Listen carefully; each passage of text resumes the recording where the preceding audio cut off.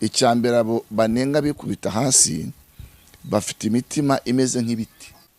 Kwiha agaciro ni values, ni indangagaciro zijyanye n'umuntu mwiza uhagarariye Imana. Icyo ni kimwe. Ariko se ivuga ngo nzahaga no ku bitugu by'iki cyapfa bagire gute bahanure. Nose muno mwanya ntabwo uri gukorera Imana. Wibuke ko turi inzandiko zisomwa n'abantu bose. Munyumve, sino nashyigikira kwambara neza, kwambara nabi, utikwije umuntu akambara akabunuza, byo biti impenure. Tutuni nyine two kwifunga ugasanga arunamye amagara yose agiye hanze. Hari imyenda twajyaga twita ngo ni ntumite wo mukiza. Bivuze ngo ni amajipo maremare n'amakazu maremare agera ku birenge, ego ahisha imyanya nyine y'ibanga, intege tusa. Ntumiteho. Ariko muri yo ntumiteho ugasanga havumbutsemo ibindi bintu. Kwa se ni wambaraga kuriya, ni we witwaraga kuriya, ninde surusha abamizirima kwambara neza. Kukubara nakubwira bati uri kwambara nabi, uri kugusha abagabo, uri gufasha Satani, muzajyana mu muriro wishe benshi. Ibyo bagakura babizi babyumva.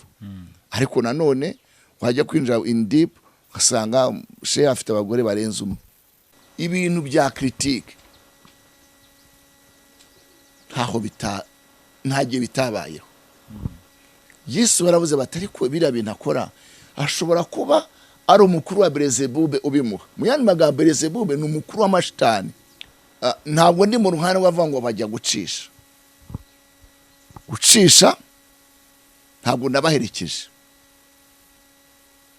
nta nubwo nzaho bacishiriza. Ahubwo tuguye kwirinda guca imanza, ntidukwiye guca urubanza rw'ikintu kitarasohora. Reka mbona no kugira icyo mvuga kuri ibintu urakoze rwose. Nari maze igihe bintu dugutamo, ndabizi n'urugamba. Ubundi unshojeho intambara ntabwo nakwihorera, nanjye nakoherezaho umuriro nawo gucanaho. Ko ari intambara ungabyeho ku bijyanye n'umurimo nkora, numa afite ingingo indengera, nanjye nagutera. N'igihe Apotre Mignoni yajyaga Uganda, hari mwene data, reka mvuge kuri mwene data, we yakoresha na voice n'amashusho arabyerekana. Ati atavuye gucisha imbaraga zije zagize Kigali z'umwijima iki. Nabyita aranyitimida cyane, ashaka kuntera ubwoba, aranampamagara. Numva ari ibintu ashaka kundemera n'iki. Ariko igihe mpagaze mu kuri kandi akubutsa ko inyuma y'umuntu hari undi, hari abandi, harabo umwangishije, bamwe ubateye kwanga Imana, gusuzugura ibintu by'Imana. Mu mvugo nziza Bibiliya uteye abantu kugwa. Noneho hari abandi baje mu ruhande rwawe bakwigiza umunyakuri, bakwigize mwiza. Ibyo bintu rero nahoze nibaza ni ikihe kintu kibyihishe inyuma. Icyo rero kigaragaza ko uri mubi kuruta abandi bose.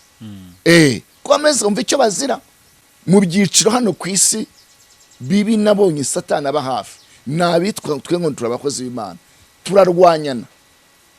Ariko ingabo z'isi zo zikorera hamwe, bameze nk'inyamaswa zigira gute, zitagira ubwenge. Mu yandi magambo, hari inyamaswa z'inyamahoro zifite ubwenge, zigira limite, zifite umurongo zigarukiraho.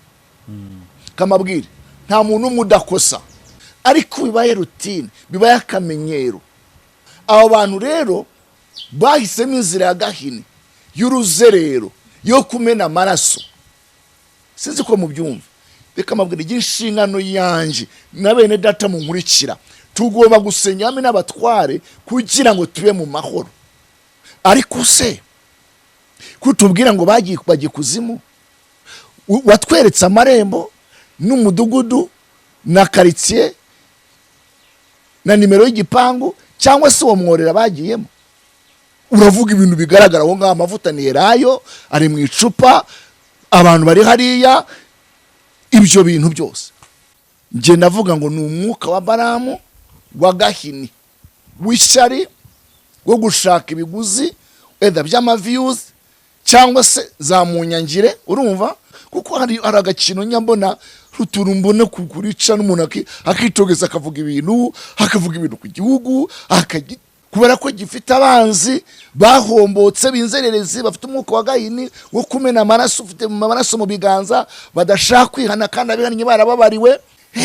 Kuki yahabwa ari amadolari y'amafaranga nayo ikuzimu, ariko ari amafaranga aba yarakorewe he? Ari amafaranga atanyuze kuri Western Union, amafaranga atanyuze muri banki. Mwitondere ayo mafaranga, hari ahantu yanyuzijwe. Kuki birabarenga? Ntabwo wumvisha uburyo umuntu afata, kubera ko abantu batamenye Imana. Kurekura ugatanga birabarya, birava ngo gutanga bisha umugisha kuruta guhabwa. Abandi ngo ibitangaza ngo ni ibihimbano. None sari imbago yazanye, yego, ndi umwana wa Gitwaza, twajyanye mu isanduku. Ibyo biravugwa kandi babivuga nta mikino, baba bari seriye. Iyo ukoze kuri mwene data dufite kwemera kimwe, nanjye ubu nkozeho. Dufite abantu babo bicecekera, ndabona no kuri kamera adashaka kuvuga ukuri, birunurukeho akaba ari aho, ariko ukitokeza ngo ratwara abantu kwa Satani.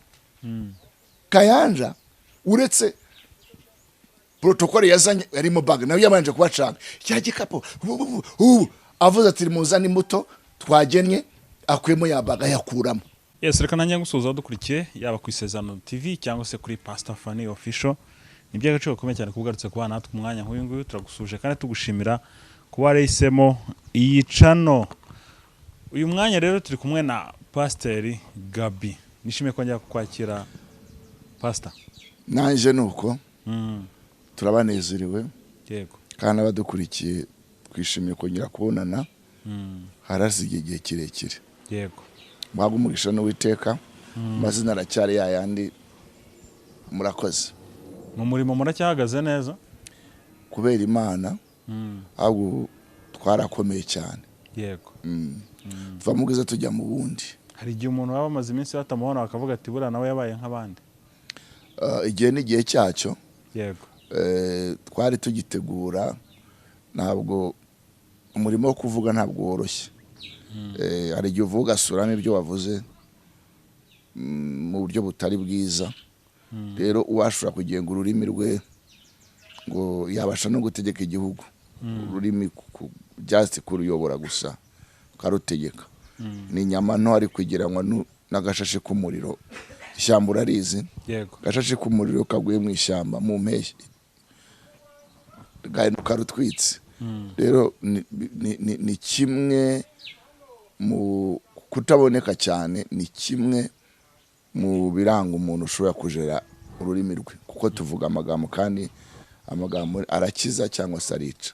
Rero ndumva turimo neza, twararuhutse. Pastor, ko hari abantu dusigaye tuza kuri izi mbuga ukabona wajya no muri comment abantu bakavuga ati ariko uyu muntu aracyari umukozi w'Imana, si umuntu aracyasenga. Uyu muntu bimeze bite? Byaba biterwa nuko nyine bahoraho ngaho bavuga bakabura n'umwanya wo kuba banasenga? Nicyo ushatse kuvuga? Subiramo. Ntihari abantu usanga hano kuri social media abantu baza bakakubwira ati ariko si uyu muntu aracyitwa umukozi w'Imana, kukiri izina akiryambaye. Erega abantu niba ari ukudasengura ibyo bavuga, iyo umuntu atangiye gukontinga ku bijyanye n'ubukozi bw'Imana, buhereza bw'Imana, hari uburyo babivuga mu gihe ntemeranya nabo. Yego, kuri nge buri muntu wese ni umukozi w'Imana, ni umukozi w'Imana. buri muntu wese ni umukozi w'Imana. Ntabwo uri kubyumva. Gukorera Imana bisobanuye iki? Bivuze ngo ni ugukora ibyo Imana ishaka. None se muri Bibiliya ni abantu bangahe? Okay, reka nahuranye. Abantu bazi ko umukozi w'Imana ni umuntu nyine mwiza, umwizerwa, ufite indangagaciro za Gikristo, ni byiza. Yego. cyane ko ijambo ry'Imana ngo mwiha agaciro nk'abagabura iby'Imana cyangwa se bya Kristo. Kwiha agaciro ni values, ni indangagaciro zijyanye n'umuntu mwiza uhagarariye Imana. Icyo ni kimwe.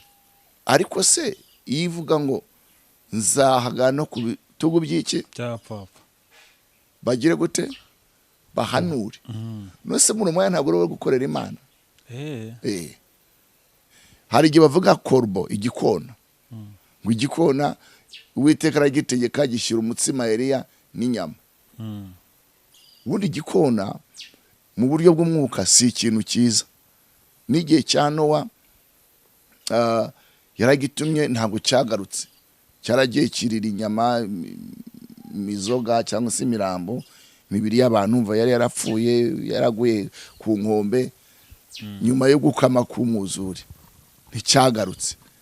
Igikona hari undi mwuka w'umuntu gihagarariye, ariko nacyo ni igikozi cy'Imana.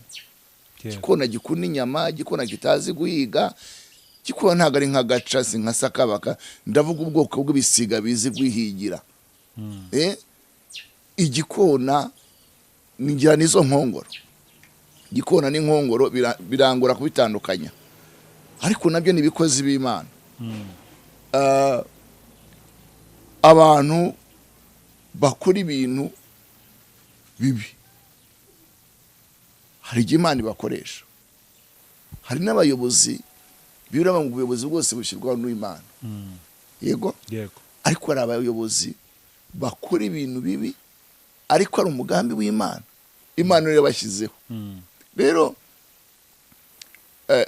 dukwiye gutandukanya amagambo, ikintu tukagisesengura, tukagiha ishusho yacyo cyangwa se izina ryacyo.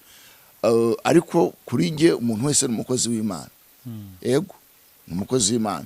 Gusa hari abarobanuriwe umurimo w'ubutambyi. Ubutambyi ari wo biyeguriye. Ndavuga abashumba, aba bishops, aba cardinal, ba reverend, ubwo nagiye mu yindi sector y'idini ya Katolike. Ariko abo ni abantu habazwe bambaye umwambaro wo gukorera Imana uzwi, ariko none n'abakozi b'Imana. Ibyo twarabyigishije, turabyigishwa. Aho naho Satana dukubitira rugondi hene, tugasigara tuvuga ngo bara nibo bakorera Imana, abandi ntabwo bakorera Imana. Ariko wajya kurugasanga abitwa ngo nibo badakorera Imana, ahubwo ni nibo banakorera Imana. Nk'abacuruzi, yego, biragoye kubona umu businessman cyangwa women yambaye gutya. Ni urugero, biragoye, ni hake. Yego.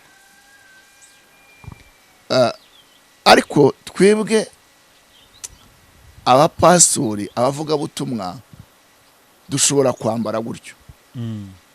None kuri iyo shusho tugaragaza abadukurikira, ni kimwe kigaragaza umukozi w'Imana, kuko birigishwa kandi niko kuri. Niba ugiye gusavinga ijambo ry'Imana kurigabura,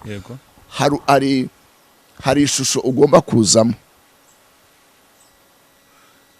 Ndetse hari n'igihe binatubera, nabyita nk'umutego. Ubuse nabyita umutego. Hari igihe bitubera intambara mu bo twigisha, batakubona muri uwo mwambaro ntibemere kuri umukozi w'Imana. Waza wambaye t-shirt, waza wambaye shati, nta bindi bintu, bati ntabwo ari umukozi w'Imana. Kuzi Imana tumenyereye. Ubu noneho ibe noneho twebwe abapantekote twajyaga twambara ibisanzwe, ariko natwe turi kwinjira muri wa mwuka w'amadini yatubanjirije. Niyo mpamvu ubona harimo kwinjiramo ikintu cyo gusigwa cyane, ngo gusengera, kwimikwa, reka ngujiramo kwimikwa, bakambara ya makanzu. Yego. None bigasa nkaho ari byo bitwemeza ko ari we ni umukozi w'Imana ubyerejwe, ubisigiwe, uwo mwambaro arawambaye nk'uko umusirikare yambara combat. ndavuga zira tashi madoa kavuga ati n'umusirikare. Okay, hari n'aba ofisiye ma office atambara tashi ariko akaba yambaye imyenda igaragaza ko ari umusirikare. No ku ruhande rw'idini ugasanga bambaye nyine yamakanzu byabishura. Akantu ushaka kuvanayo abankurikira,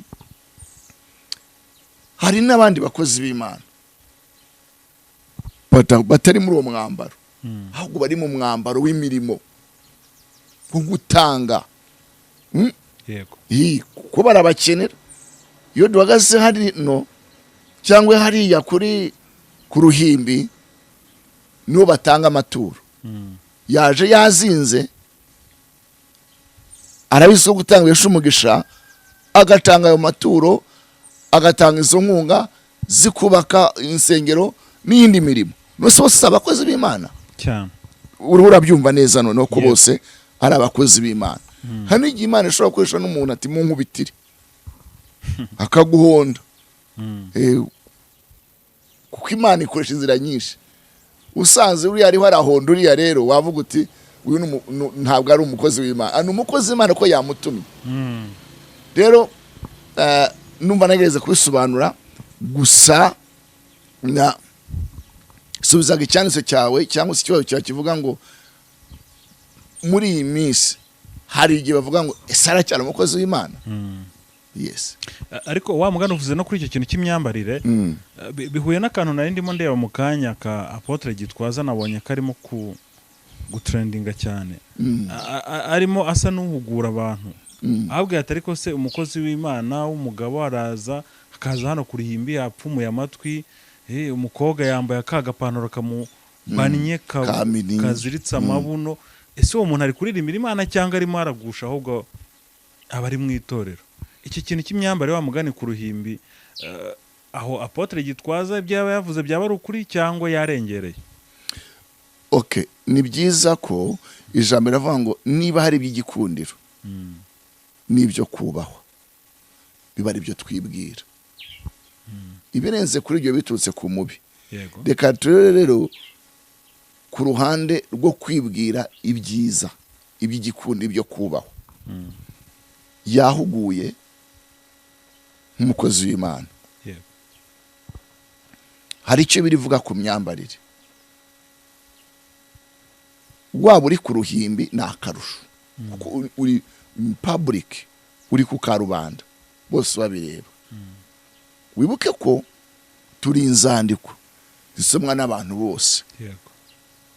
Mu nyumve sino nashyigikira kwambara neza, kwambara nabi utikwije umuntu akambara akabunuza byo bita impenure.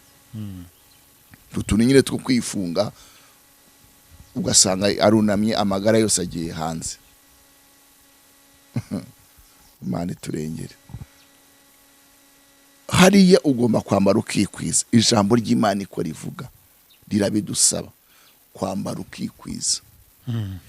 Kwambara nabi ku gitsina gore ushobora gukururira abanyantege nke ishyano. Yego abagabo basanga abanyantege nke, ariko no wongeye intege nke mu zindi. Urumva rero ufashije none utije Satani umurindi kurushaho.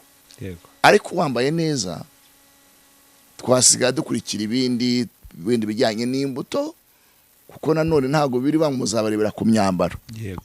Muzabarebera ku mbuto. Hari imyenda twajyaga twita ngo ni ntumite wo mukiza. Bivuze ngo ni amajipo maremare n'amakazu maremare agera ku birenge. Ego ahisha imyanya nyine y'ibanga, intege tusa. Ntumiteho. Ariko muri yo ntumiteho ugasanga havumbutsemo ibindi bintu. Kwa se ni wambaraga kuriya, ni witwaraga kuriya. Rero tugomba kureba impande zose, kureba ku myambaro. Ariko navuga ngo utambaye Kristo ntago bikunda. Wagerageza ariko ntago bikunda. Erega n'abantu batanakijijwe ariko bambara bakikwiza. Ninde surusha abamizirima kwambara neza? Kuko baranakubwira bati buri kwambara nabi uri kugusha abagabo, uri gufasha satani, muzajyana mu muriro, wishe benshi. Ibyo bagakura babizi babyumva. Ariko nanone wajya kwinjira in deep ugasanga she afite abagore barenze umwe, kandi ntabwo wahaza umugore urenze umwe n'umwe. Kuri iki gihe ntabwo byoroshye, mufitanye abana, ekonomi iracumbagira, ukibaza se erega no mu buryo bw'abantu mibane n'abandi, icyo umuntu aba akeneye si ibintu muha, ukeneye no kumuha umwanya. Ukibaza se urafata ubuzima bw'isi, isi turacyayirimo, noneho urabona keya uhaza aba bantu. Uyu muntu pastor, uyu muntu abashije kubikora, abashije kwita kuri aba bagore be babiri, afite n'uburyo bwo kubahaza, afite imibereho ifatika, arabyemera gushaka abagore benshi. Sinzi tuzabaze Muswati si n'abandi bafite ibitekerezo nk'abyo, ariko ntabwo bikunda. Bibiliya iravuga ngo muzabana karamata, uzahambirwa ku mugabo umwe, ku mugore umwe. Ntabwo bavuga ngo uzagenda uhambirwa ku mugore wumva wabonera imigozi. Ntabwo bikunda. Urakoze. Okay. Wakomeje kwitsa ku ijambo umukozi w'Imana, abakozi b'Imana. He n'abatemera iryo jambo bakavuga ngo kuki mwitwa abakozi. Uyu mukozi akorera ibihembo akagenda, bakavuga ati ahubwo mwagakwiye gukoresha ijambo umwana w'Imana. Okay, erega tukiri aho ngaho, umukozi akorera ibihembo, ariko n'umukozi mwiza ntabwo arambiriza ku bihembo. Buriya evode ushobora kuba ufite kampani cyangwa se uzanayigira, urabura gestaringa mu bitekerezo byawe. Nje ndayifite. Yego. Umukozi ikizabwira umukozi mwiza ntabwo aza propose amafaranga, umushahara, ahubwo akwereka experience, akwereka ubwenge, akwereka imbaraga, commitment, kwitanga.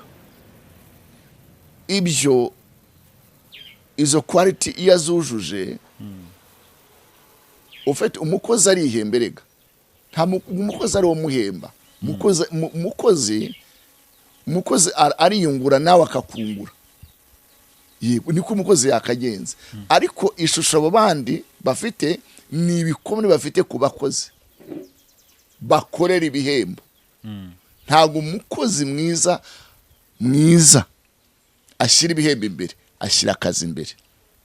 Rero ntaho bitandukaniye, kuko umukozi agomba gukora shebuja nk'ushimwa na shebuja, nk'udakorera ijisho, wubahiriza misiyo bosi yamuhaye.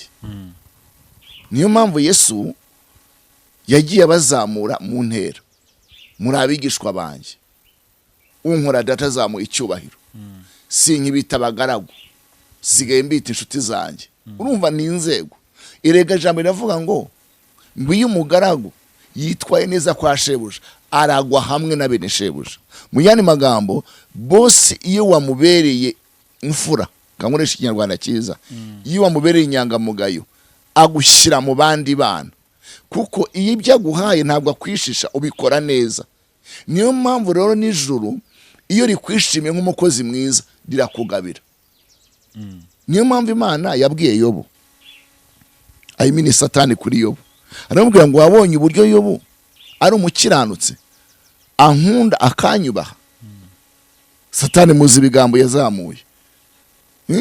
Mu yandi magambo, Imana yiringiraga Yobu, yari umukiranutse, yakoraga ibishimwa, yahoraga atamba ibitambo, yihanira abana be. Rero urumva dute abantu bafite ku bijyanye no gukora. Barahari, murankavuga amahirwe mbonye, kubera ko abantu bafite ibibazo by'imibereho, yandeba yakunyumva akavuga ati se ni ikihe Gabi akoresha jewe ntazi, mfite na byinshi kumurusha, kuki gihe ntaza nkakorera Imana. Ariko wanjye kurugasanga impamvu yo gukorera Imana si ukugira ngo ihabwe icyubahiro, ahubwo ni ukugira ngo wenda ayikureho inyungu zo gukorera Imana. Rero hari ijambo nyankunda rivuga ngo urukundo rurampata. Niki cyanandwa n'urukundo rwa Kristo? N'inzara, ni inkota ni amakuba. Umukozi rero mubi iyo ahuye n'ibibazo, iyo ubukungu butangiye guhungabana, imishahara itangiye kubona ikendera, amatara yatangiye kurenga atarahembwa, aba yatangiye gutandaraza ashakisha ahandi. Cyaba ariyo mpamvu hari abasigaye bashaka ukuntu bihemba, uko tumaze iminsi twumva icyaha cyitwa ngo kwihesha ikintu cy'undi kandi kikavugwa no mu bakozi b'Imana. Ibyo nibigenda bigaragara kubera ko ingeso irakura. Yego, ibintu tubihigiye. No mu mukozi w'Imana aba agomba kugeragezwa kuba umwepiskopi, kuba umudiyakoni, uhagarariye umurimo w'Imana ugomba kugeragezwa. Agomba kuba atari gafaranga, adakunda impiya, afite ubwenge bwo kwigisha, ari inyangamugayo, adakijwe vuba. Ibyo byose rero iyo byujuje, ufite icyizere yuko atazagira umutima wo kwica ikintu cy'undi, akoresha uburiganya nka Gehazi. Rero nuko uciye mu ijambo harako nashaka kumaramo. Yego, umukozi mwiza nubwo ubukungu bwahungabana kwa boss, arakomeza akagumana nawe, ahubwo akamusuzamo imbaraga, avuga ati boss nubwo bimeze bitya ubu ngubu mu mpera z'umwaka baracyakorabira, ibintu ntabwo bimeze neza, ariko abantu baza kumenya aho baherereye, umwaka utaha ibintu bizacamo, bizagenda neza. Habayeho ibyorezo, habayeho ibiza, akagenda kwereka fact z'ibintu bituma ubukungu bwarahungabanye, akagira icyo cyizere. Kandi reka mbwira abantu bakorera abandi, iyo ukorera abandi neza nawe uzikorera neza, kandi icyo nicyo uzasarura. Urumva rero, reka nongere ngahuza n'akambere. Gukorera Imana, amen, gukorera Imana si ukubwiriza, si ukwigisha, si uguhanura, ibyo birihariye. Ariko na wa wundi ukorera undi, yaba ari umutekera, yaba ari umumesera, yaba ari ukora mu muhanda, yaba ari utwara bodaboda, indangagaciro twese turazihuje. Tugize gute? Turazihuje. Ejo nagiye kugura ibintu ahantu mu iduka, noneho nafite telefone icometse power bank, abayumva barayumva, ndayifata nyishyira mu ibaga, ubwo ndabitse niho ndagenda, mpita mfata n'iya nyiri iduka nayo ndikura ndagenda, yo nashyize mu mufuka. Ngeze aho ngiye numva irasonnye mu buryo butandukanye n'iyindi, ariko numenya ko ari yundi, abarampamagaye, ese wamenya telefone wayintwariye? Ntireka ndebe. Numvise isona, ariko nari ntaramenya ko numva ko mfite mu mufuka ari iyanjye. Okay, navuga ntireka ndebe, n'umutima mwiza ukeye, ndebye ndaceke ngasanga nayizanye, hanyohereza umuntu aza kuyifata. Ariko se umaze gutazingaye ntawe uzima, kandi suko nazihamagara bahita bazikuraho. Rero hari abantu bazima, hari abantu bafite indangagaciro muri sekta zose. Murakoze. Yego. Pastor, wenda reka twaye no gutinda tujye kuri iki kibazo kimaze iminsi kivugwa, ku kintu cyitwa gukoresha imbaraga zitari z'Imana. Nabonye byaraje cyane muri iyi minsi, ubwo uwitwa Pastor Kayanja, Robert Kayanja, yari ari hano i Kigali, ngira ngo yakoze igiterane cyateguwe na Apotre Mignone. Hahagurutse amagambo menshi, bati Kayanja ni umusataniste, buriya Mignone nawe asigaye akoresha ziriya mbaraga, ndetse byaje no kuvugwa kuri Pastor Julienne Kabanda, bati bari abantu bajya gusengera iwe bangana kuriya ntago ari imbaraga z'Imana, kubita abantu hasi. Imbaraga ngo z'Imana ntago zikubita abantu hasi, ngo abantu ngo birwa bituragura hasi. Ibi bintu ese nibyo koko aba bantu ntago bakira abakozi b'Imana, basigaye bakoresha nabo bagiye gucisha nk'uko bivugwa? Reka mpere ku bantu bakitika, ku bantu bafite ubushobozi bwo kubita abandi hasi.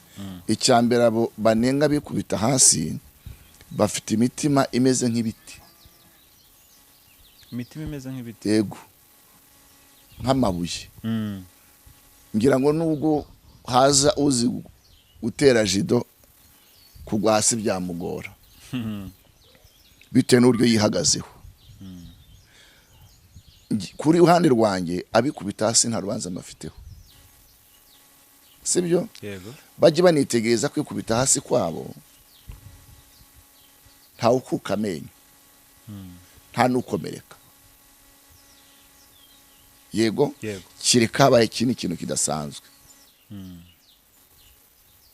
Hari uburyo buri umuntu yikubita hasi.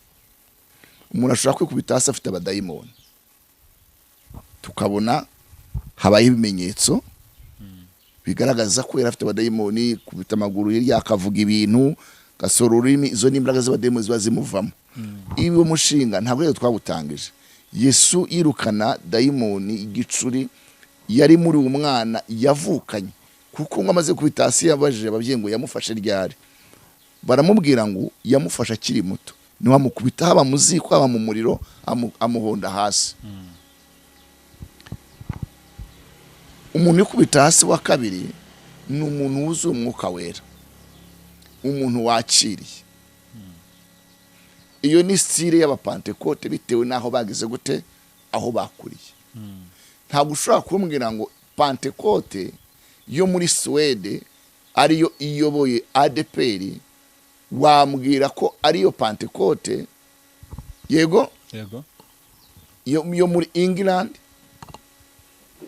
igice kinini n'abanyamerika y'abaporoso, yego Anglican Church wihuze na ADPR, bose bavuga Bibiliya, ariko uburyo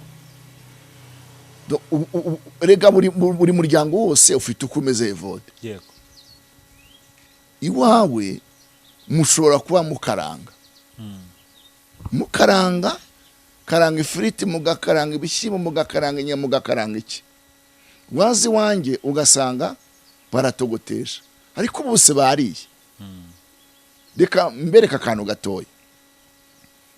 Iyo ugeze mu itorero ry'abapantekote Anglican ukareba abanyamerika, ko twirefera ku matorero afite isoko aho aturuka, aho warerewe, aho wakuriye. Uyu urebye uburyo baramya bazamuye ibiganza, sicyo kimwe nuko bahimbaza muri ADPR. ADPR irasirimba igahimbaza, amashyi pendo zikavuga, yego. Ariko bigeze mu kuramya no kuzamura ibiganza bafashwa no. ADPR Imana iravuga buhanuzi, tugaca bugufi tukunama cyangwa se tugahagarara, tugatigita, tukuzuzwa, tugafashwa. Byo ni byiza. Noneho le protestant band bakarazamura ibiganza, hallelujah, we worship you God, ndagukunda, ukaramya Imana, ukazamura, ugahumiriza. Yego, abo bantu tuzitegereze ni nabo bafiringa ubwo buntu, bakisanga inyuma baguye. Aho nta comment. Nuno tugomba kumenya ko icyo gice cy'abo bantu bateye gutyo nicyo gito kuruta abahagaze bagatigita bagafunga udutambaro, kuko ni yindi equipe ije. Ariko bose koca numwe, ahubwo yabatraininze mu muco yabo. Sinzi ko uri hurankurikira n'abandi muradukurikira. Noneho rero ibintu bya critique ntagiye bitabayeho.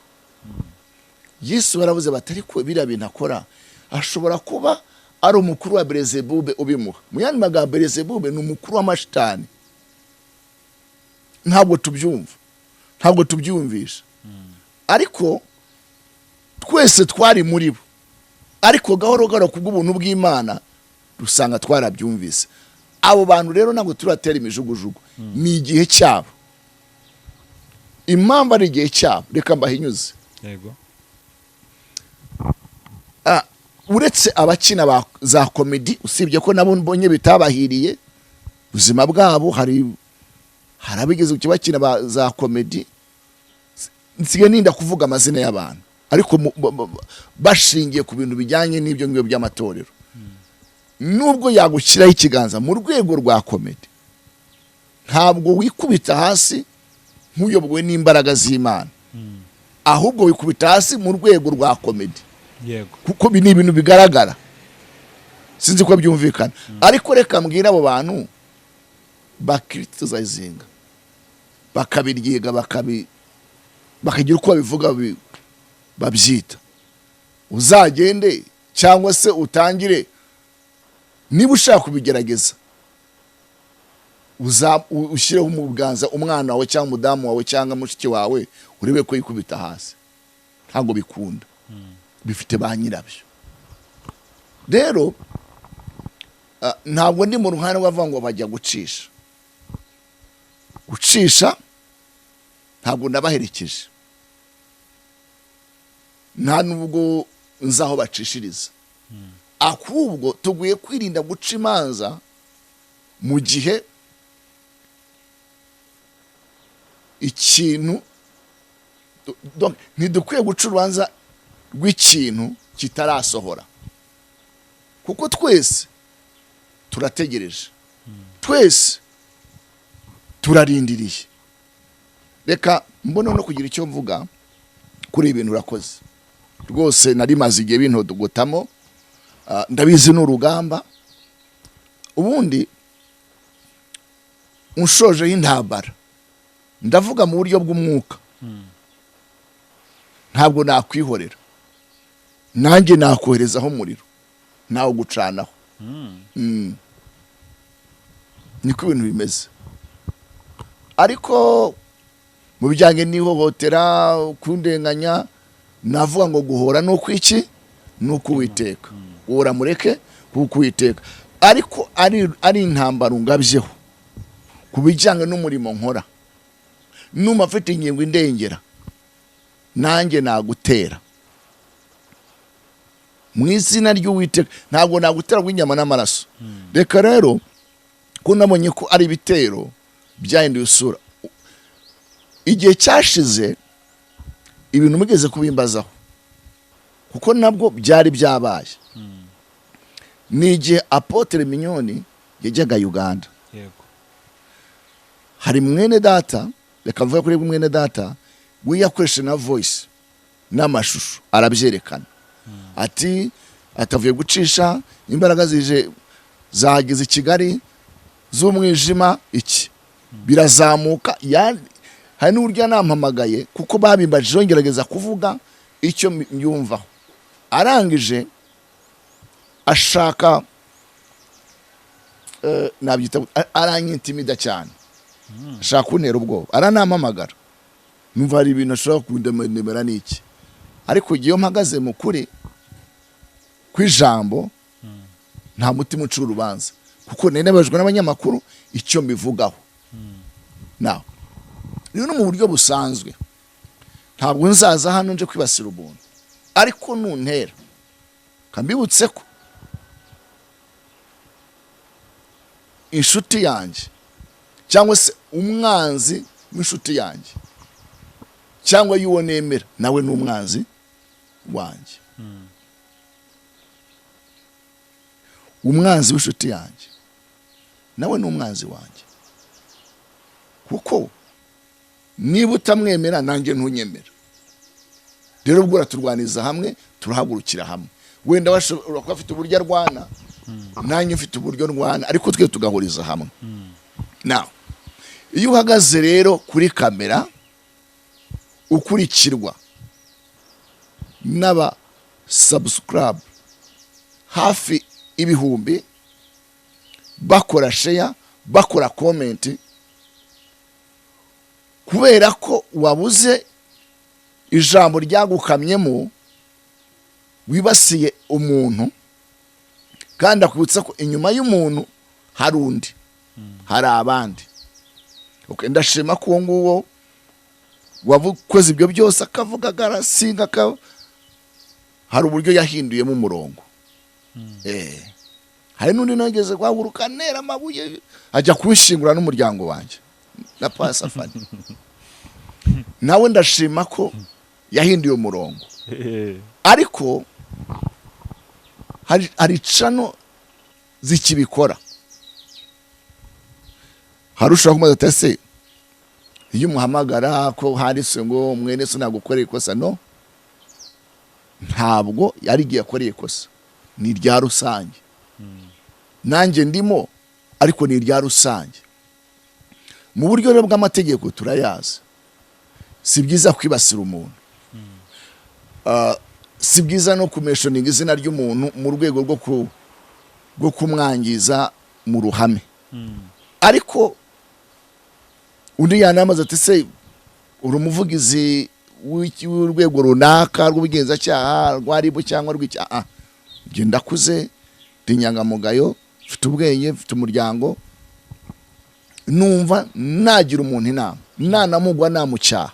Ariko rero reka mpagare mu mwanya w'igisata cy'itorero cyo guhereza bw'Imana, ntanga umucyo. Nahoze nibaza ni gute umuntu ahaguruka, ubwo ahagarariye iyobokamana, reka mbyite gutyo, ntabwo iyobokamana nk'ikinyamakuru kwa cyangwa nka cano tuzi ya Yoweri, no, nuhagarariye cano. Reba reka ntanga urugero. Hari cano ebyiri, imwe ni ngira ngo ni Arayon, ibintu nk'ibyo, ihagariwe na Jean Paul.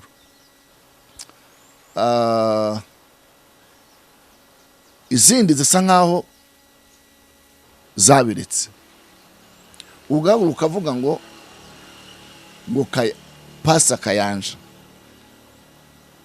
izi mbaraga si iz'Imana arazicisha.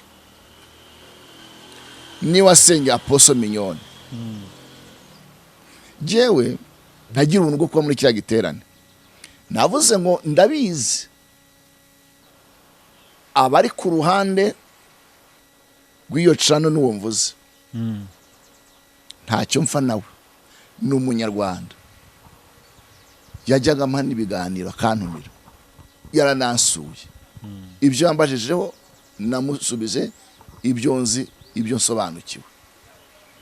Ariko mwene data n'abandi bameze gutyo, umuntu agira defo akagira na karite.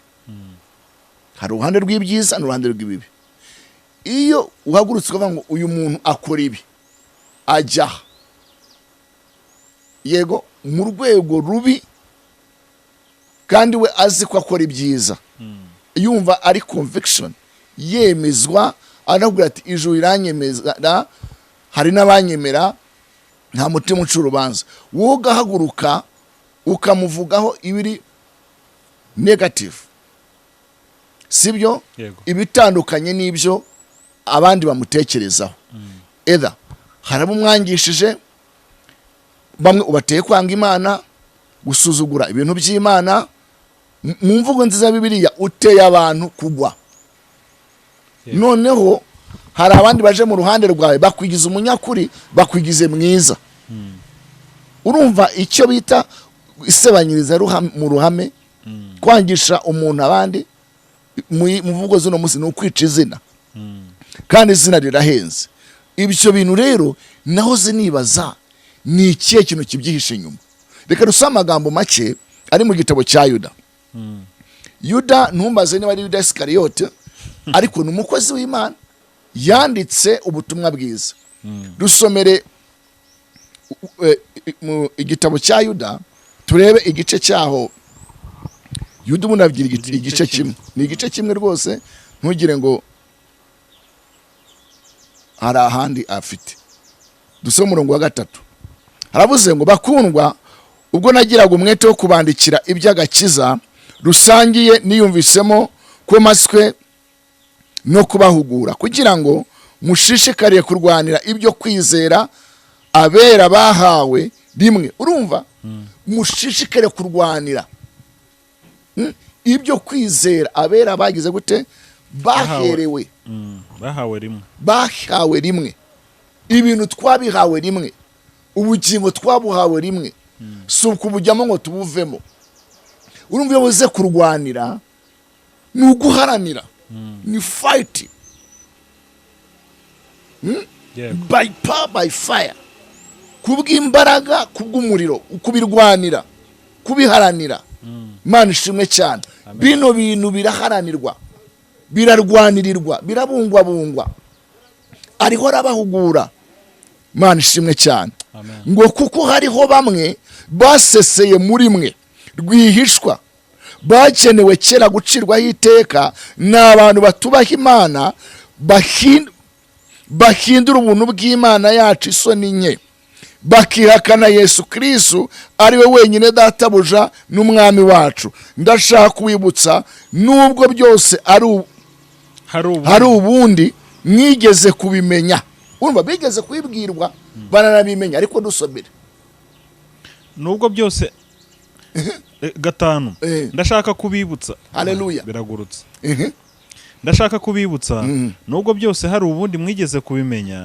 yuko umwami Imana imaze gukirisha ubwoko bw'Abisirayeli kubakura mu gihugu cya Egiputa hanyuma irimbura batizeye n'abamarayika batarinze ubutware bwabo ahubwo bakareka ubuturo bwabo ibarindira mu minyururu idashira no mu mwijima w'icuraburindi urumva ukiri aho ngaho mu bintu by'Imana nta tolerance nta mikino nta mishinyiko n'abamarayika nabo batarinze ubusugire n'ubutware n'icyubahiro bakifatanya na shitani ari we Lusuferi nabo bafite aho barindiwe abo bantu rero bameze gutyo bameze nk'ibitega bitobotse bameze nk'imiyaga bameze nk'ibihu bidafite amazi bari hamwe n'abo marayika batarinze ubutware ngo barindire umujinya barindiye gucirwa urubanza gucirwaho iteka nta mbabazi komeza ibarindira mu minyururu idashira no mu mwijima w'icuraburindi kugira ngo bacirweho iteka ku munsi ukomeye barazira iki rero komeza kandi ni Sodomu ni Gomora n'imidugudu yari ihereranye nabo kuko abaho nabo bitanze bakiha ubusambanyi no kwendana mu buryo imibiri itaremewe iyo midugudu yashyiriweho kuba akabarore ihanwa n'umuriro utazima uko niko nabo babandi b'abarosi bonona imibiri yabo bagasuzugura gutegekwa bagatuka abanyacyubahiro umva icyo bazira icyambere batuka iki abanyacyubahiro batuka iki abanyacyubahiro reka mbone kuvuga ibintu bikomeye natangiye mvuga ngo abakozi b'Imana ntabwo ari batwebwe twambariye umwambaro w'ubutambyi twabisigiwe twenyine n'abaprotisiye n'abanyacyubahiro buri level yose uriho sekta ukoreramo uri umunyacyubahiro kuko inyuma hari abakwemera hari abakwizera yego hari abakubaha uko niko Imana yaremye umwana w'umuntu atwara ategeke yatwara nabi yatkora ndetse udakora amakosa erega iyo ushatse kuvuga ko ari babi gubo wise mwiza already wakishe wita ko ari umukiranutsi wese Imana nyabinyoma Imana yikiranuka Yesu Kristo niwe utaragaje ruguru buryarya ariko wowe icyo niyo kigaragaza ko uri mubi kuruta abandi bose komeza umva icyo bazira umurongo wa 9 nyamara Mikayeli ari batuka abanyacyubahiro nyamara Mikayeli ari we marayika ukomeye ubwo yatonganaga na Satani agira impaka nawe intumbi ya Mose ntiyahangaye kumucira urubanza amuvuma ahubwo yaramubwiye ati umwami Imana iguhana ihangane gatoya kubera igihe tuba dufite muzakomeze ndashaka kwereka ko mu bantu mu byiciro hano ku isi bibi nabonye Satani aba hafi nabitwa twe ngo turabakozi b'Imana turarwanyana ariko ingabo z'isi zo zikorera hamwe wumva iyo zicitsemo ibice ibyazo biba byazirangiranye twe ngo nabarokore turabana b'Imana niko turwanyana Mikayeli abarwa mu ngabo z'ijuru ijuru ryohereza kurwana ni wagiye kurwanira nde Daniel amukubita umwami w'Ubuperesi aramuboha amuzana ibisubizo urabyibuka mu gitabo cya Daniel muzakurikirane Yego. Mikayeli urumva izo ni ingabo n'abagenero bafite amazina urumva nubwo Mose yakoze amakosa intumbi ye ikarwanirwa hagati y'iki ya marayika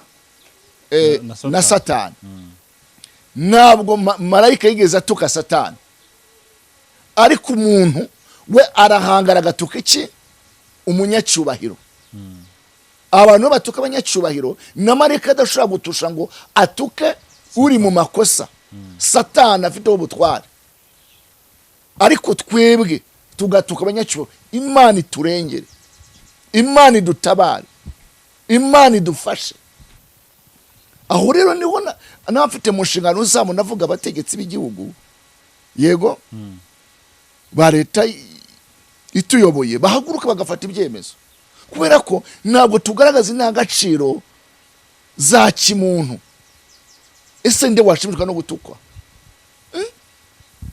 ninde washimishwa no gutukwa nuse ntabwo tubabona babanza no gusenga akitokeza agatuka umukuru w'igihugu gutuka umukuru w'igihugu egare kumutukana n'abayobora Imana iturengere kandi ugasanga birakomerwa amashyi ugasaba afite n'abayifrewesa ko ndi kuvuga ibintu bikomeye uratuka umukuru w'igihugu n'ubuzima busanzwe umuntu mukuru wo kubahwa noneho afite ikiboro kiri dabo ndiho ndavuga amagambo akomeye icyo kirababaje ni umuvumo ngo batuka abanyacyubahiro batuka abanyacyubahiro komeza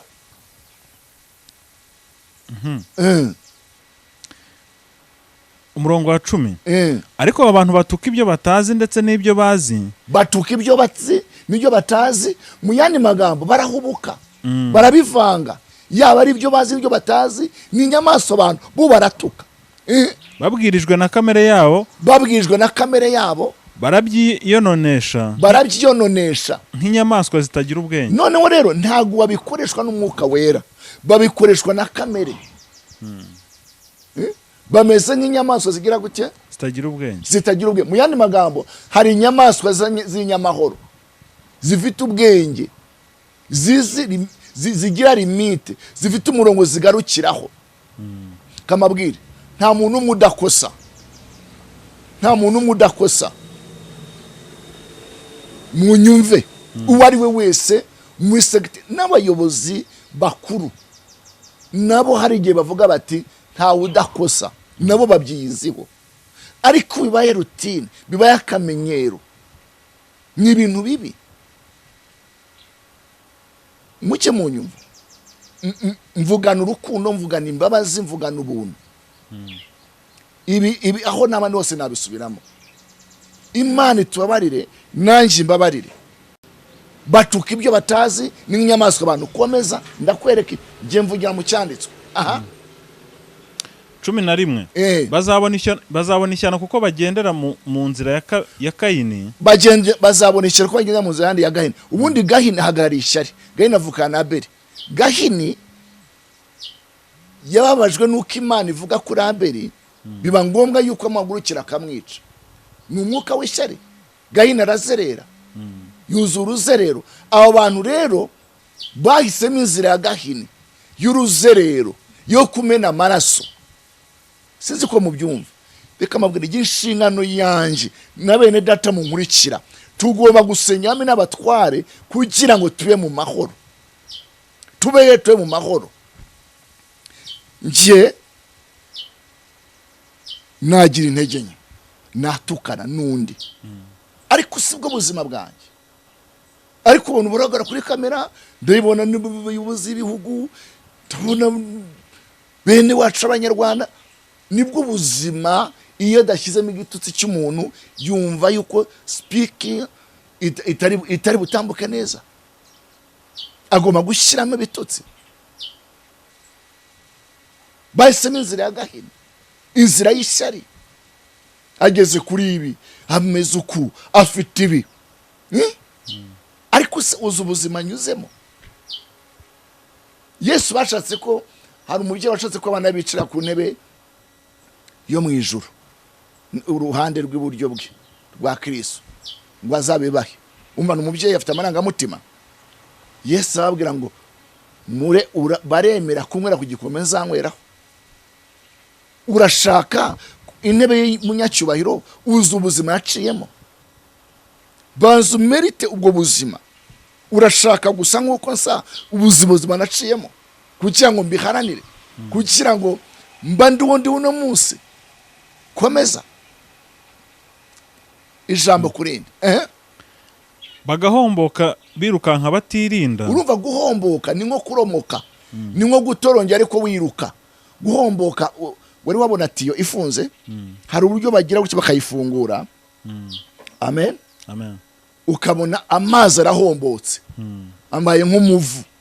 Hari umuntu ugira ibigambo agahomboka. Uzi ijambo rivuga ngo yahombotse. Mu yandi magambo yavuze nta rutangira. Bagahomboka, urumva barahomboka. Komeza. Bakiroha mu cyaha cya Baramu, bohejwe n'ibiguzi. Bakiroha mu cyaha cyande cya Baramu. Reka nkubwire nahuranye. Urumva ikigiye n'umuri giturike, umuntu utakikubisa umwotso ngo giturike nyina ivemo, kiba ari ikibazo. Ibintu byo kuryaryate no karesa n'iki wapi. Bahisemo inzira za Baramu. Baramu ninde? Baramu w'Ipawore, uyu yari umuntu wifuzaga ko abisere bavumwa, kubera ko yumvise amateka ubwo bavuga muri Egiputa kwaho banyuze bazimanganya n'indwanyi, bari kumwe n'Imana nibarwanirira. None agira ishyari yuko bazaza bakamutwara igihugu. Arangije ashyiraho Baraki, amuha ifeza mu izabu, amuha ibintu by'agaciro kugira ngo agire gute amuvumire ubwoko bw'Imana. Aba bantu rero barahaguruka bakavuga abandi, kandi bene wabo bahuje ururimi, bahuje umuco, bahuje igihugu, bakabavuga. Bajya ikuzimu. Ujya ikuzimu afite umugore, afite umugabo, afite abana, afite abantu bamuri inyuma. Bakura nindi we ko Satani ari mubi, nindi wifuza kujya uruhande rwa, nindi wifuza kujya mu ruhande rwa Satani. Okay, hari ibyo bita showbiz, siko mwabyise. Hari mwene wacu bamufashe agwa inyuma y'igipangu, barabikamera byerekana, nabonyewe n'ababikinaho za comedy. Yahinduye ijwi rye n'ubuzima bwe, yishyira muri position yiwe. Ibyo ni ibintu byagaragaye buri muntu wese.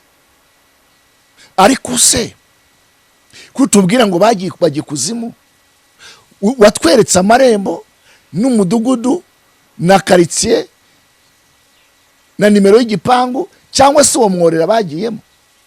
Uravuga ibintu bigaragara aho ngaho. Amavuta ni Erayo ari mu icupa, abantu bari hariya, ibyo bintu byose. Urahagaze hariya. Karakano Perezida wa Repubulika, hari umunyamakuru ejo bundi yavuze akantu, amubaza, uzi uko babaza, amubaza ibintu bya ni LGBTU by'ubutinganyi. RDP ibintu nk'ibyo by'ubutinganyi nyine by'abaryamana bahuje iki ibitsina. Avuga ati, amubaza ati se muzabyakira? Icyo nashimye mbona ko imbaraga z'amasengesho yaravuze ngo ntabwo tuzajya gute, ntabwo tuzabyakira. Imana ihabwe icyubahiro. Amen.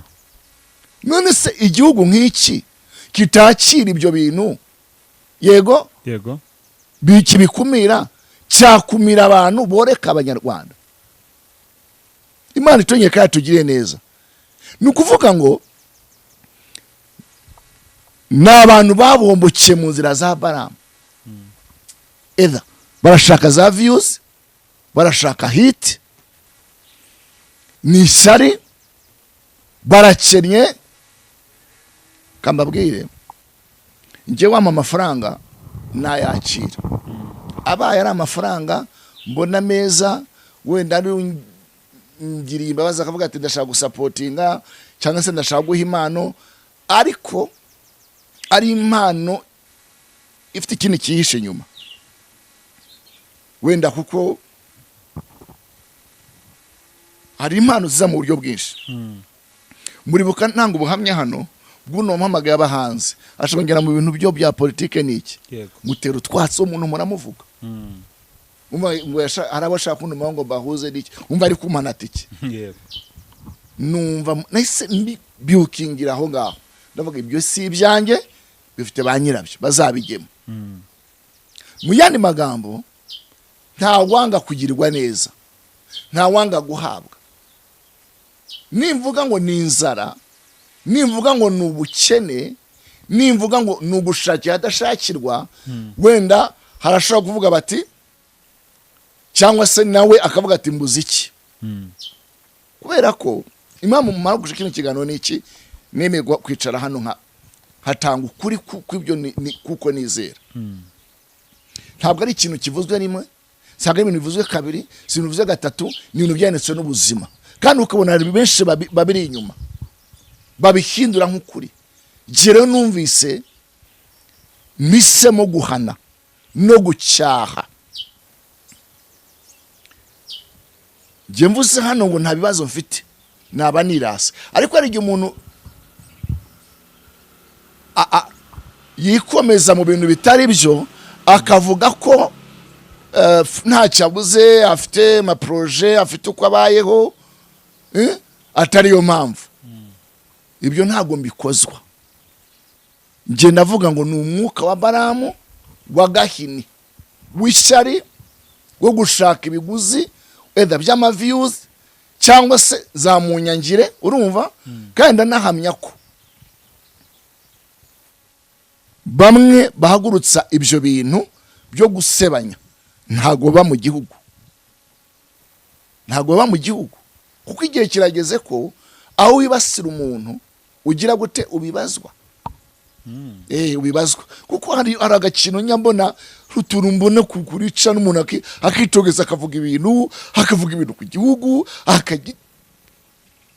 harasinga akakivuga ko kitari, kubera ko gifite abanzi bahombotse b'inzererezi, bafite umwuka wa Gahini wo kumena amaraso, ufite amaraso mu biganza, badashaka kwihana, kandi abihannye barababariwe bagakora imirimo yabo.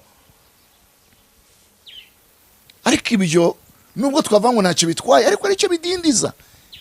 Urukundo ruba ruke, guhuza kukaba guke, ubumwe bukagabanuka, kandi bwakwiye ku kigero cyo hejuru, urumva, kuko tugifite abo bantu badashaka gusanganya imitima. Ubundi ubutumwa bwiza aho buri, abantu barubakika nk'amabuye mazima, bagahuza umutima, bakaba mu bumwe, bagakorera hamwe, ariko dutangiye kurwanyana.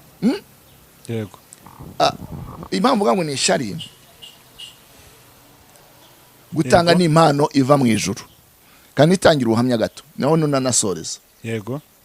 Iyo ubigeze ku kintu cyo gutanga no guhabwa, uri mu mwuka wa Gahini azura umugara. Ariko no kugiye Yesu byarabaye. Witwa Ude yaravuze ngo aya mafaranga ko ari menshi, Amavuta iyo agurishwa agafashishwa icyo bakene. Kuko hari umuhanga yavuze ngo bakoze imibare basanga Amavuta yaraguze hafi $20,000 janisha. Idolari igeze ku $1,000. Ubu ni miliyoni zirenga 25. 25 idolari ryarazamutse cyane ku manyarwanda, ahubwo hafi 28. Kwa manyarwanda yaguye, kuko urumva idolari rigeze ku 1,400 gutya, hafi 1,400, 1,300, hafi 1,400. no gusengera amanyarwanda. Umwe warahagutse gafaranga, Amavuta akora igiciro, yagushaga bashaka abakene. Ijambo riravuga ngo suko yakundaga abakene, ahubwo yashaka kuyakoramo, ryari ishyari. kuki yahabwa ari amadolari amafaranga nayo ikuzimu, ariko ari amafaranga aba yarakorewe he, ari amafaranga atanyuze kuri Western Union, amafaranga atanyuze muri banki. Mwitondere ayo mafaranga, hari ahantu yanyuzijwe.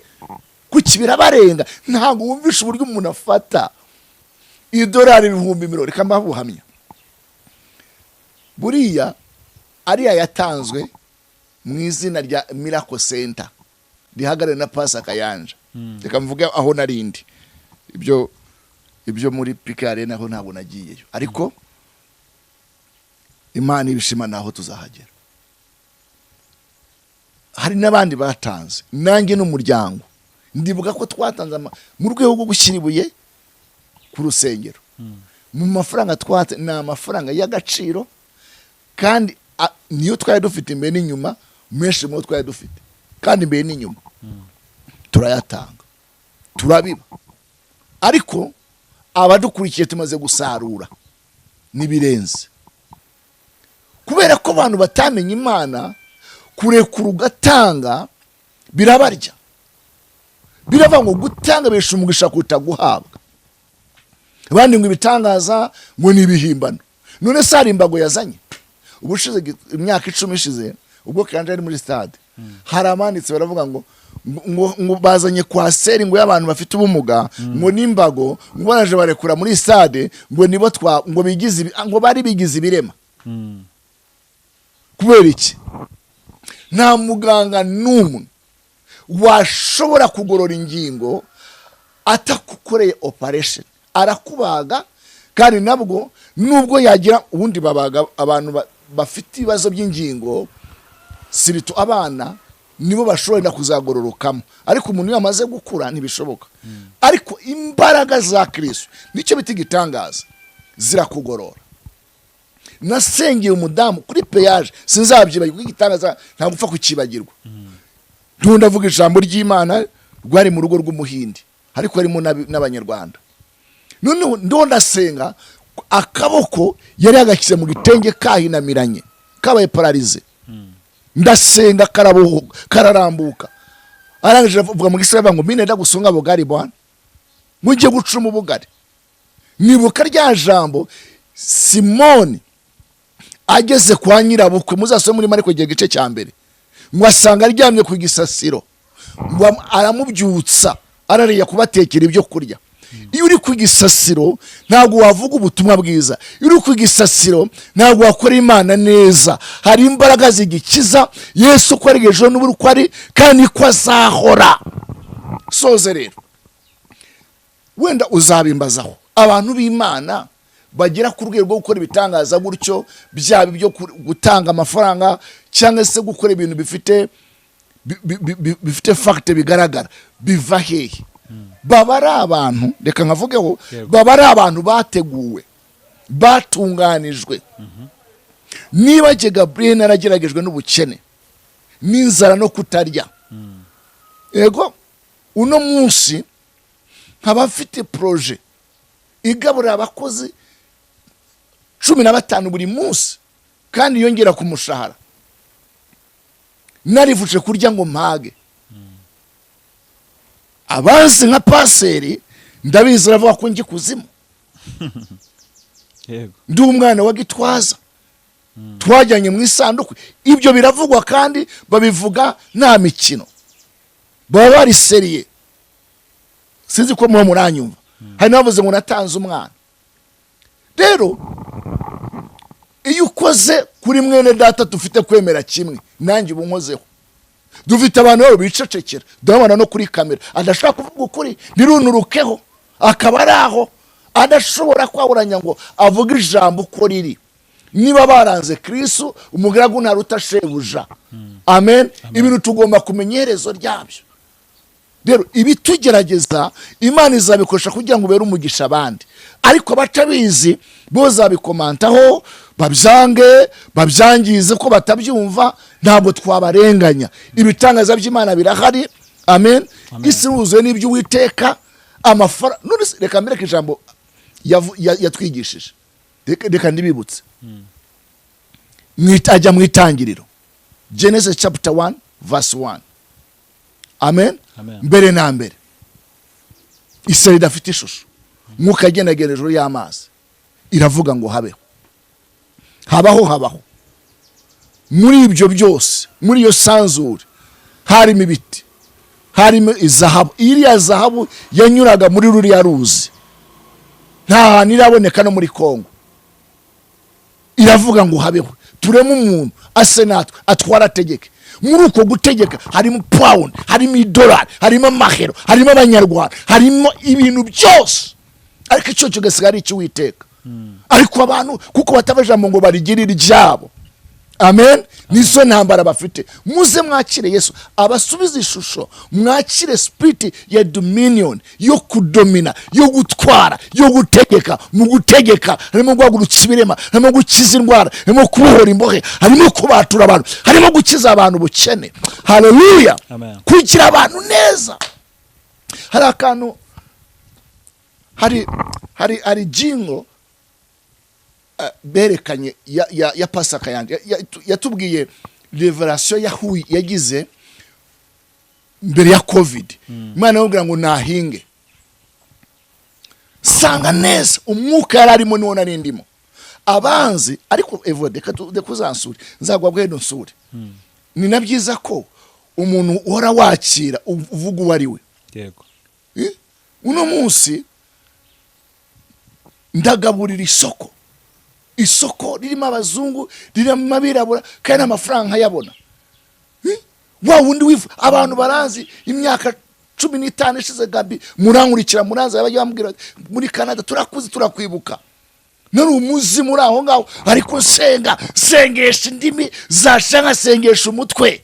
Hari abavuze ngo njya mu bacwezi ngo mfite abacwezi buri abacwezi najye bacwezi gute kandi nabagiyemo nkasenga indembo zabo mfite bya navanye. Urumva uno munsi ndibona senga ngo Imana ibyagure. Ndonda hinga umuco, ndonda hinga ibigori, ndonda hinga tomate, zimwe ziba zeze, izindi ari amashashi, izindi ziri muri pepinieri. Izo mbaraga zikurahe? Ni isezerano ry'Imana. None abyerekanye, yerekana uburyo bagiye gukora muri Sudan. Buryo yagaburira aba muri Karamogi abantu barapfuye. Ndakarambira utwo twakubona mvugane uzi ko umwuka ari umwe. Kuki murebe Yosefu yagaburiye bene wabo muri Egiputa, yaragiye ari imbohe, abambonye ari minisa, babikubisa hasi benda gupfa, benda guhunga kuzimira. Isi nibuze n'ibyo Uwiteka. Haleluya. Niba uvuga umuntu ngo agikwe, ubundi nuko turi abanyamahoro, ubundi twagombye kuba twara mu nkiko. Ariko Imana ni ituburanira, ni iturwanirira. Usiyonge se ntago iyo batari badapfa ari ibivume. Ubundi hari ikintu umuntu wenda yanavuga agerageje kuba yarakomeretse yarakibonye.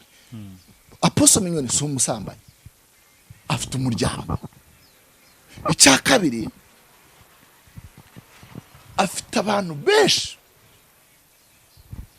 Yego, Imana yamuhaye izina, yamuhaye umugisha. Si umujura, si escroquer. Habindi ibyo bintu bizwiho, amategeko arakurikizwa. Ariko kitokeza ngo ratwara abantu kwa Satani. Kayanja uretse protocol yazanye yarimo bag nawe yabanje kubacanga cyagikapo avuze ati muzana imbuto twagennye, akwemo ya baga yakuramo. Nta muyobozi numwe utagira protocol, utagira umufasha, utagira inyunganizi. Ariko ibintu byose birabacanga, bavanwe ibintu bizana abanzi. Ariko turahagaze, Imana izaturwanirira, muvuga ibyo muzasubiraho. Amen. Ijambo ry'Imana ntabwo ryananiwe. Yego harimo abantu pe biyambika umwambaro w'intama, kandi ari iki, ari amasega, ari ibirura. Ariko abo nabo tubahigiye, niba bidafite fact mu buryo bugaragara, byibura binagaragara mu byo nari mvuze by'ubusamanye, by'ubujura, by'ibindi bintu bisaba bikomereye amaso, inzego zare zabikora.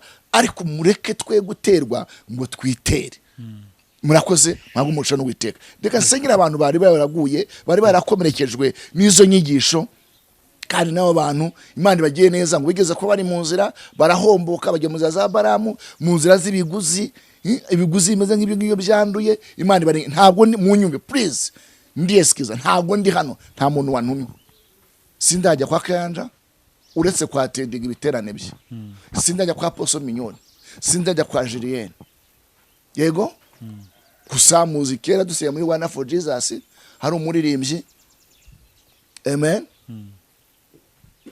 kuko umubiri wa Kristo ni munini nta wantumye na wanyiceje mu je byanangora ntabwo ndi muri abo ngabo kuntuma kumuwamo nibikunda ariko navuga ijambo ry'Imana icyo rivuga ndavuga uwo ndiwe ndavuga nizera sibyo ibyo akora ibyo mbonye nkoreye amen kandi tubamuze tujya mu bundi amen niba ibyo nkora wenda nkodesha iyo kamyoneti nkodesha iyo dina nkodesha iyo hoho Imana imumugisha imenaho ntabwo nje gusana gusaba inkunga umwana w'umuntu Imana yagukoraho amen nkuko yakora no kuntu nkuko nanjye nkora ngakora ku bandi nkagira mbabaza abandi uko niko umuriro wa Kristo ukwiye kubukora ariko nta wantumye uwo niwe ndiwe ndi imbere y'Imana amen n'ishyaka ry'umurimo w'Imana ry'abantu bangisha abandi Imana kuko byabacanze Bibiliya yabanye ntoya batayishuriwe ntabwo kandi nzongera kugaruka mvuga kuri ibi bintu amen ushaka mu YouTube ushaka ikiganiro muzakimuha muzamuhe footage yacu nzaza mvuga ibindi ndahuguye ndacyashe sengeye abantu babwiye mu mitima bacitse intege byari byaracanze iyo wamanutse kandi nugeze vuga ngo iyo umuntu yamanutse ari mu kibaya abantu ntibamubona ariko yazamutse ari mu giti bategeye gukuma amashi aho ugomba kwirinda amen rero iyo wamaze kuzamuka Imana amaze inyenyeri amaze gutumbagira intambara uzahura nazo ariko muhagare mushikame kuvuga ngo bamushinje ubutinganyi iyo utazamushinja se nibiki Yesu bamushinje ibiki bamushinje byinshi cyane numukuru wa Beelzebub arwanya amategeko ya Mose yigishinga zitandukanye n'izacu yita umwami w'abayuda ibyo byari kese zishobora n'ubundi zaramwicije ariko ntaheze kuzimu rero tugende gake amen turaziranye twanyuranye ahantu ariko reka mvuga ngo bari muri twe ariko ntago bari abacu Imana ibaho umugisha rwose nitandukanije nabyo tumenye inzira ya Kristo y'ukuri tuwe mu ijambo ry'Imana Imana ibaho umugisha murakoze reka amasenge data se umwami wacu Yesu Kristo senge ab'imitima yababaye yakomeretse bangijwe ijambo rya ubutumwa bwiza n'abantu baseseye mu izina rya Yesu wongere ubagarure wongere ubagire neza mu izina rya Yesu witeka Imana nyiringabo waravuze ngo urufatiro rwawe ruracyahagaze rwanditse ngo Uwiteka uzabawe mu izina rya Yesu urwo ruhagaze komeza uruhagarareho urukomeze ururinde nanjye undinde niyambuye imbaraga z'umwijima myuka ihora myuka inaniza itorero iganiza intore zawe inaniza ubwoko bwawe ndayinanije nyimanuye ikuzimu mu izina rya Yesu urakoze mwami ndagushimiye mu izina rya Yesu amen shalom murakoze ntabwo mugisha